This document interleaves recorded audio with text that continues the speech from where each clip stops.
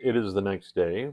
Gone ahead and scoured everything with the steel wool to knock down the shine, and then cleaned it all off in warm soapy water so that we could get all those releasing agents off there. This one actually had a lot on. I could visibly see the releasing agents in some of this. So we got that all cleaned off.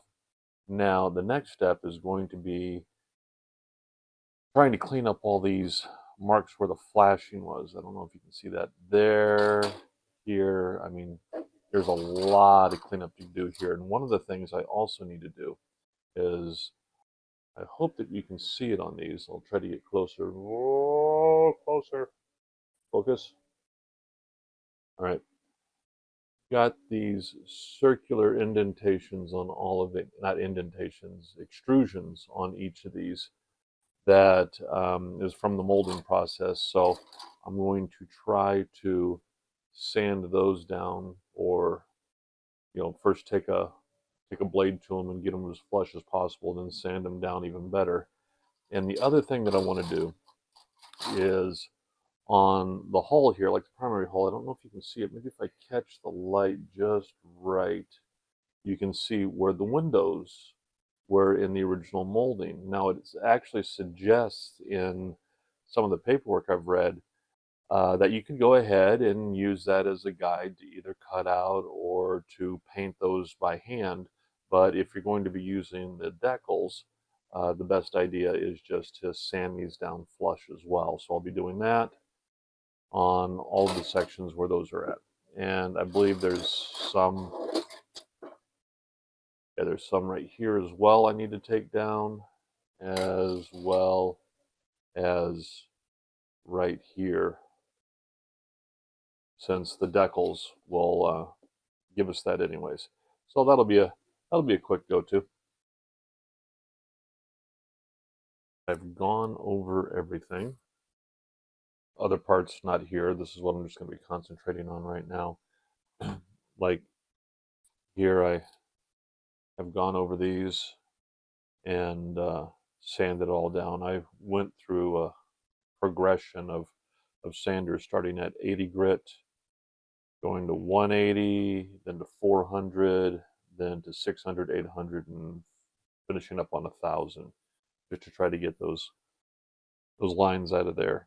A lot of people I've seen, they'll stop at like 400 or 600, which is perfectly fine. I may be overdoing it. I do that a lot in life, so that's on me. But anyway, so now we're going to glue these together.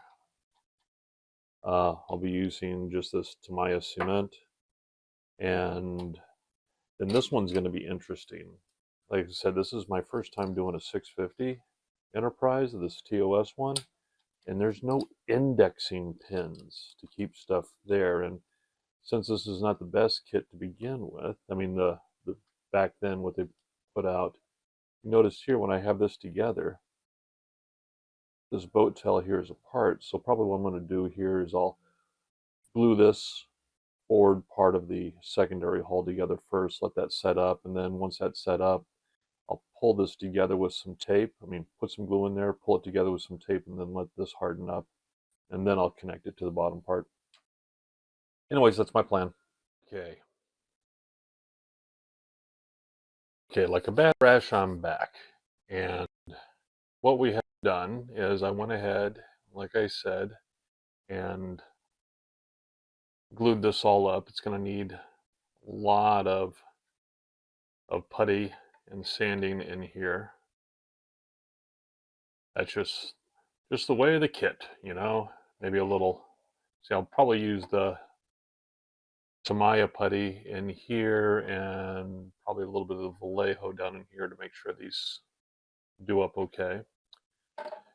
And got this all put together. Had glued this first, like I said, and then we got this done. This, of course, will all need to be glued. I mean, need to be puttied and sanded. But as you can see, if I can get this off, we have put together the engineering hull. and put in the bay doors, the pod bay doors. How? So that'll fit onto there, and this all fits onto there. Now on the nacelles, I went ahead and cemented together these two sections, and even with the two pins in there, the alignment pins in there, this still ended up, if you look here, you can see a misalignment there and there, even though the alignment pins are in their holes. So what I'll probably end up doing is take a sheet of sandpaper and just sand that flat there and that flat there. I still need to glue these together. I'll just use the Tamiya extra thin and a couple clamps, clamp that bad boy down. And then once I get that done, and these, is this one the same?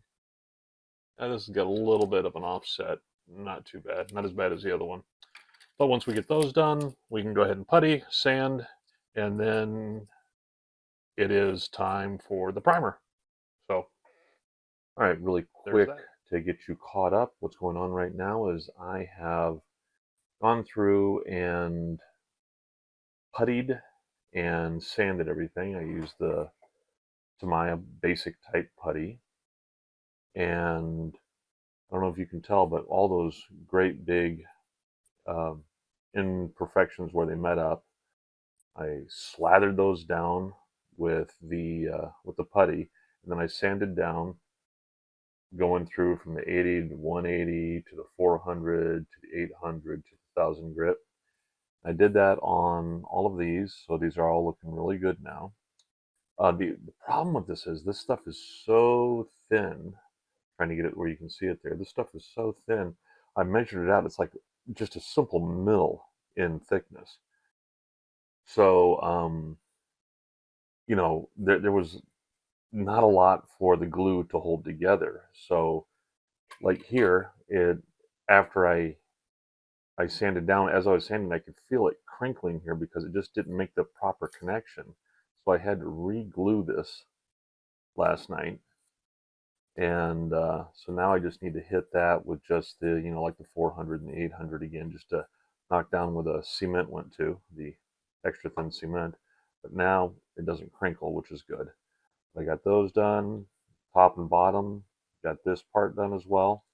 And I just now took some 80 grit sandpaper, because if you recall before where I said these were uneven and you could see where they weren't meeting correctly. So I went here and just straight up and down, and just letting basically the weight of the unit itself. I didn't push down, just let the weight of the plastic push it down and sand that off. So now let me see if this is, these two, the rear sections are actually keyed.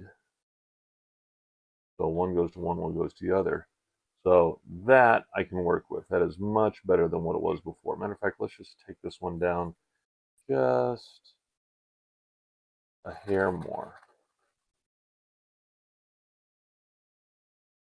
And since it's such a coarse grit on this, you don't want to push down because it'll just bounce all over the place. You just want the weight of it to do it itself.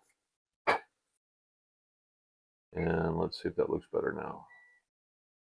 Yeah, see, that already is looking better there. So those are going good there. And on the front,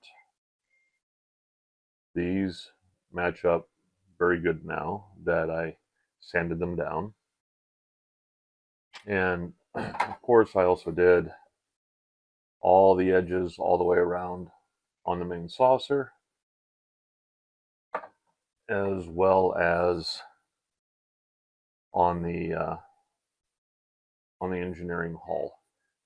I had to sand this down right here to get that flush because one was setting further than the other, which was weird because this side was setting further up here, but back here where these two sections of the hull met, this one was setting further up. So it's just not very plumb. You just have to get in there and make it plumb. That's all there is to it.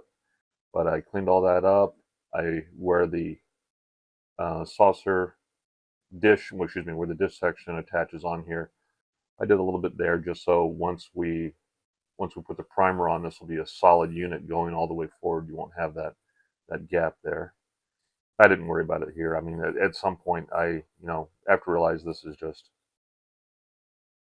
just an exercise. This is my first time doing a 1/650, so I'm not going to go berserk on it, and that's just the way it is. Like right here, I mean, this little divot that showed up, I could re-putty this and then resand it and do all the stuff like that, but really, just for that, I'm not going to do it. This is never going to see, except for you guys, this is never going to see the light of day. No one's ever going to see this, so I'll just, you know, this is just for us. This is for us. Forgive everybody. This is why you like and subscribe, because I'm doing this for you and I. And I feel like I should be asking, for your credit card number at this point. But that's fine. That's fine. It's you and me. So now the thing is just to clean everything off and then go ahead and apply a primer, which it's a little cold outside to take it outside and spray with, like the Army Painter primer or something like that, or the rattle can. And I don't like doing a rattle can inside because, I like what few brain cells I have left.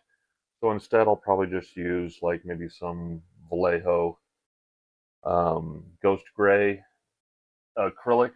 What else do I have? I got Blanco, and I got a standard gray Gris.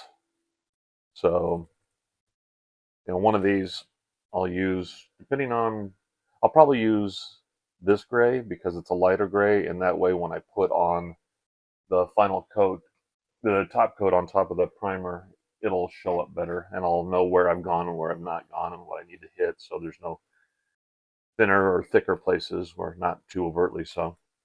So I'll be doing that with the airbrush in here.